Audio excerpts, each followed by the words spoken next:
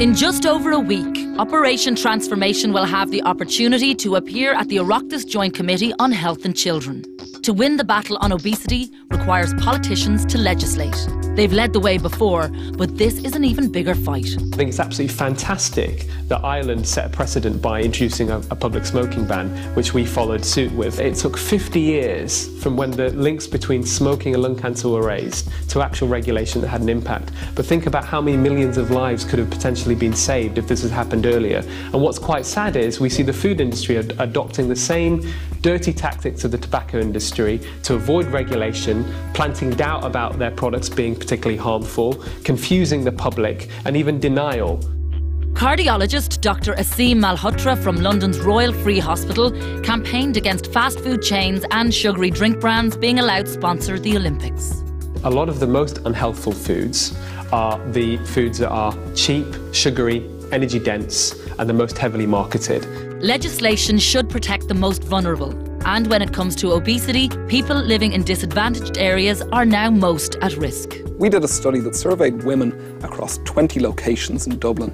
And what we were doing was comparing the dietary habits between women in inner city communities and more affluent groups. We found that women in the inner city communities were about 3 times more likely to be obese. One of the big differences was they had a much higher intake of processed meats, things like burgers, sausages, and also that they had a much higher intake of sugar-sweetened drinks.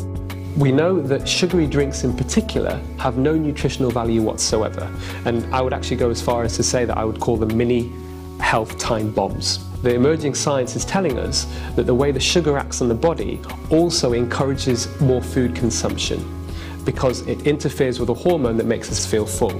Dr Mark Wheeler is a GP serving some disadvantaged areas on the north side of Dublin, and he's experiencing the obesity epidemic firsthand. You inherit a lifestyle that maybe your parents have adopted, so where perhaps not the wisest choices are being made about food. And we would see children every day sitting outside the surgery eating, you know, 3-in-1, chips, curry sauce and rice, or a burger.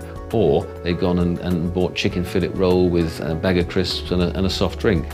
While education is vital, it took courage from our politicians to be the first to introduce the smoking ban.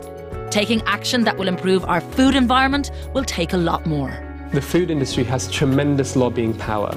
Even somebody such as Michelle Obama has been an inspiration in trying to improve eating and food habits for children in the US, has now diverted attention to physical activity because of powerful lobbying from the food industry. Politicians must act now if we want to avoid the next generation suffering from the effects of obesity. The solution is in the hands of policymakers. It has to come from that level to really make a difference. The government has a responsibility and duty to protect its citizens from the manipulations and excesses of the food industry. Next week, Operation Transformation meets some of our policymakers at the Oireachtas Joint Committee on Health and Children.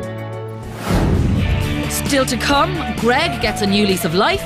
The last time I seen Greg on a rugby pitch was 14 years ago, and he didn't run that fast. And 2 ladies hit the town.